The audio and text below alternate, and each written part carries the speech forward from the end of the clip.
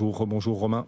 En Bonjour fil Guillaume. rouge avec nous, en tout cas cette semaine boursière elle démarre bien, donc on le disait, nouveau record sur le Nasdaq, sur le S&P, puis notre CAC 40 aussi est bien orienté. Comment est-ce que vous sentez les forces en présence dans le marché, Romain? Bien, on entame une nouvelle échéance, une échéance trimestrielle, celle du mois de juin, avec pas beaucoup d'intérêt, pas beaucoup de force, pas beaucoup de momentum.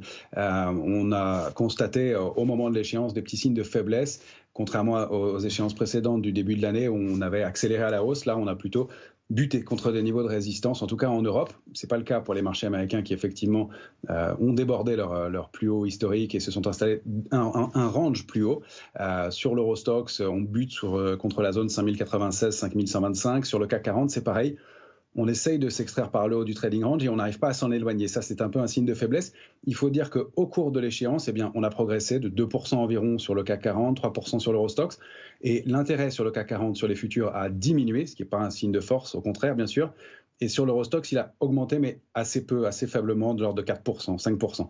Sur le S&P, c'est un peu la même chose. On n'a pas eu beaucoup de création d'intérêt non plus au cours de la dernière phase de hausse. Alors, ça n'est pas un signe de baisse en soi, mais couplé à une volatilité qui est relativement basse, un petit manque de momentum, ça peut être un peu à surveiller en tout cas, et un marché qui pourrait marquer au moins une pause à court terme, d'autant plus que les volumes ne sont pas extraordinaires. On remarque quand même qu'il y a beaucoup d'activité du côté des small et mid caps. Il y a eu de très beaux parcours avec Elior de Richebourg ou encore aujourd'hui Holod Group. Donc il y a quand même des choses qui se passent, mais sur les indices, c'est un peu plus mou.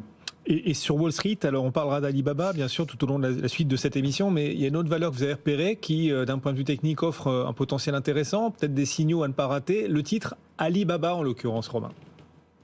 Mais oui, Alibaba, c'était vraiment la belle endormie qui s'est réveillée début mai, après avoir baissé non-stop depuis 2020 et des plus hauts aux alentours de 320.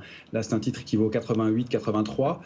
Il a déjà rebondi par rapport à ses plus bas de 30%, mais il a débordé franchement une ligne de tendance baissière. Il est remonté avec du volume. Et donc, on a une première résistance qui est assez proche à 91, 70. Mais une zone cible qui semble atteignable pour le titre à 101,20 dans un premier temps et pourquoi pas 112,20 ensuite. Donc une recovery assez intéressante à surveiller dans un contexte où manifestement on a du mal à payer des valeurs chères et donc aller chercher des titres en retard.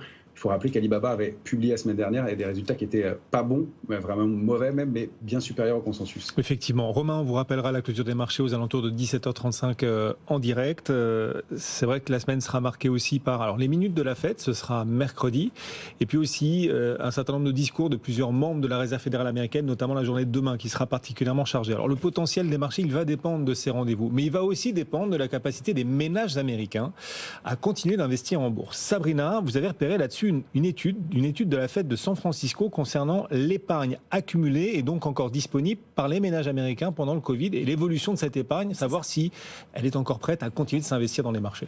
On le rappelle, ce bas de laine avait été accumulé pendant la crise sanitaire grâce aux aides gouvernementales, mais aussi par le fait qu'il y ait moins de dépenses, puisqu'il y a eu les restrictions avec cette crise sanitaire. En août 2020, cette épargne elle avait atteint 2100 milliards de dollars, selon cette étude de la Réserve fédérale de San Francisco qui a été publiée début mai, ce qui avait permis de financer les dépenses après Covid, les envies de voyage, après 2 années de restrictions, ou les achats de produits de luxe, puisqu'on a accumulé plein d'épargne, donc on peut se permettre d'acheter des beaux produits. Mais aussi, ça a permis d'atténuer aussi les chocs liés à la hausse des taux d'intérêt à partir de 2022. Ouais, tout ça, c'était avant, parce que c'est la mauvaise nouvelle dans cette étude. Oui. Cette épargne, elle a désormais disparu depuis le mois de mars aux États-Unis. Elle a fondu, elle a disparu, elle n'est plus